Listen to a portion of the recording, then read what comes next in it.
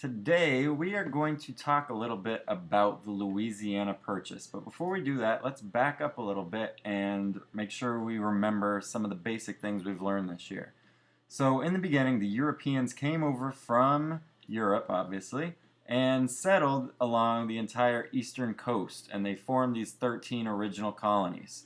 And so, when they first got there, you wanted to be near the water, being able to go back and forth to Europe. And as more and more people come, they start to expand and move out a little bit farther west, but not much farther west because of this enormous mountain range that you see here. This is the Appalachian Mountains, and there really was no point to cross them. They had plenty of land along here on the east coast, so why go any farther?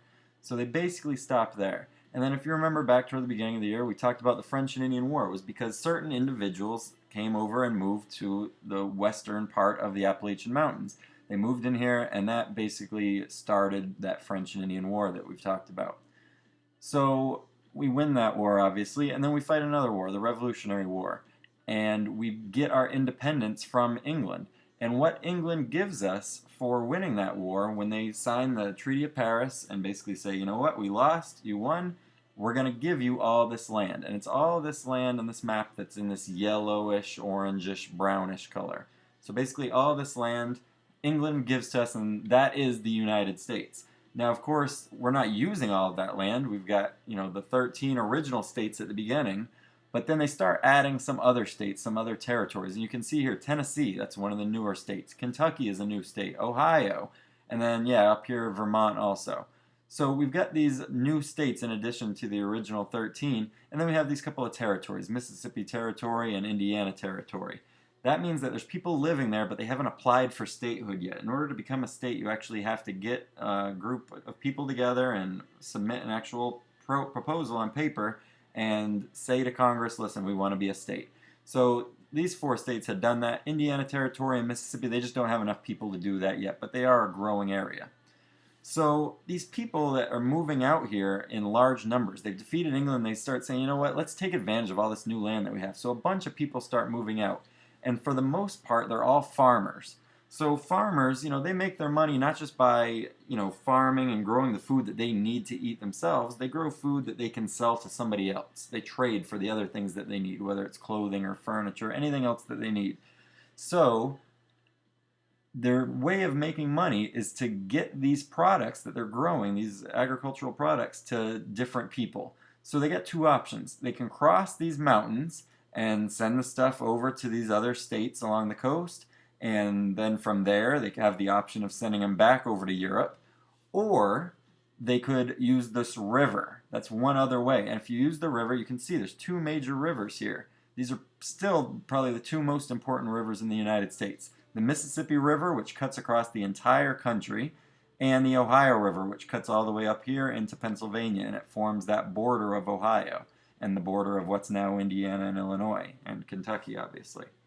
So these very important rivers, all these farmers that are along there can use that river and send their goods down the river out here into the Gulf of Mexico. And from there, they can either send their goods back up to the 13 original states, or they can send it all the way back over to Europe. They have those options. So if you're a farmer, would it be easier for you to just stick your stuff on a boat and send it down the river, or would it be easier to cross the mountains? Remember, these mountains don't have any roads or anything like that, so it's much simpler to just put your goods on the river and send it on its way to some customer somewhere else. Now, you might notice a key to this Mississippi River is that at the end of it is the city of New Orleans. New Orleans is still an extremely important city today. That's the biggest city in the state of Louisiana. It's very famous for a few years ago. They had the disastrous Hurricane Katrina where a lot of people died. The city was destroyed in a lot of areas. You might also know it for the New Orleans Saints with Drew Brees, or the New Orleans Hornets with Anthony Davis. So you could know it for a lot of reasons. I'm sure you've all heard of it. What you might not know is the reason that it's so important is because it's the end of the Mississippi River. This huge river that goes all the way through our country ends in New Orleans. And so anything that's getting shipped down there ends up there. So it's an extremely important city, and that's why it was so important back then also. It began and became such a big city because of its location on this river. Now, another thing you might not know about New Orleans Obviously, you know New, and you've heard of a lot of different News. We've got New York, we've got New Hampshire, New Jersey. All those names, New York, New Hampshire, New Jersey, those are all based on cities in England. You know, we had the 13 original colonies that were all English colonies, so yeah, they're going to name themselves after some different places in England. Now, Orleans is actually a city that's in France. So you might guess that New Orleans was a city that was founded by French people.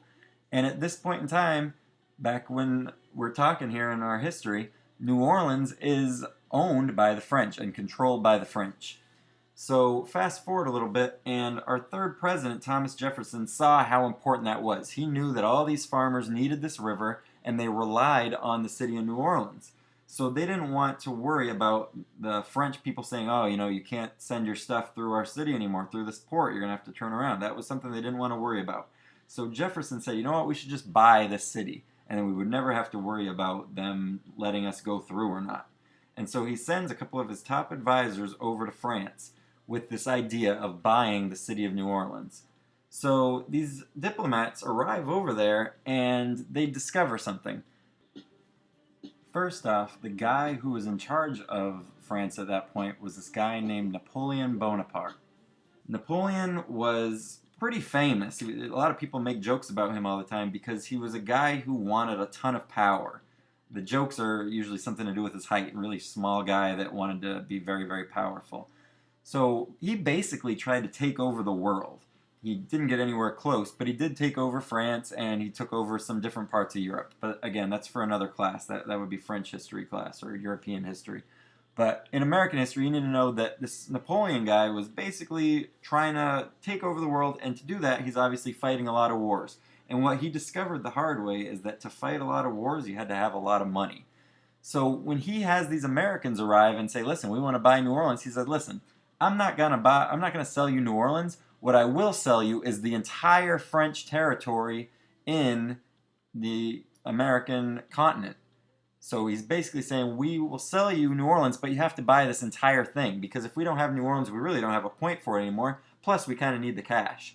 So these ambassadors, they say, you know what? There's nothing wrong with that. We'll take the whole thing if you want to give it to us for a good price. So they don't even wait to find out what President Jefferson is going to say to that offer. They don't have time to wait the couple of months that it would take to get that offer back to Jefferson over in the United States and to wait for his reply. So they just immediately say to Napoleon, yeah, sure, we're going to buy that whole thing, because he's offering it to them for a bargain price.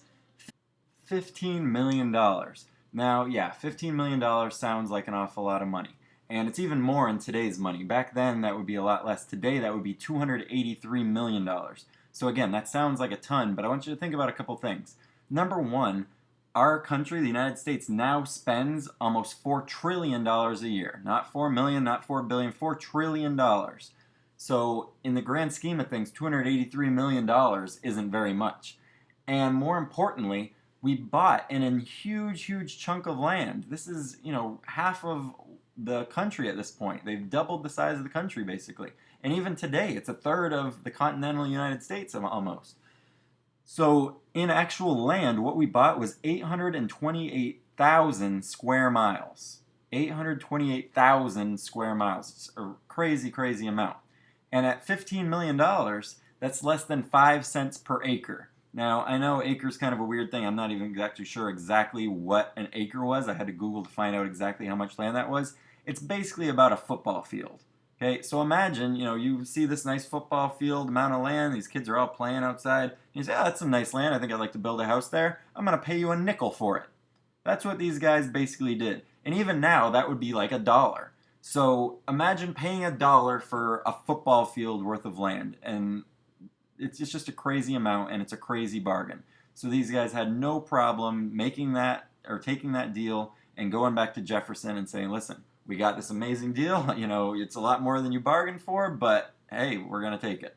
So, of course, Jefferson's really excited. And Jefferson, he's also not even sure if he's allowed to make that kind of purchase. No president has ever bought land before him. You know, he's only the third, but still. So he brings it to Congress, and they end up approving it. But believe it or not, there's actually a couple of congressmen that voted against this. They did not like the deal. And I can't imagine how embarrassed they would be now to tell their great-great-grandchildren that they turned down this deal, but that's another story.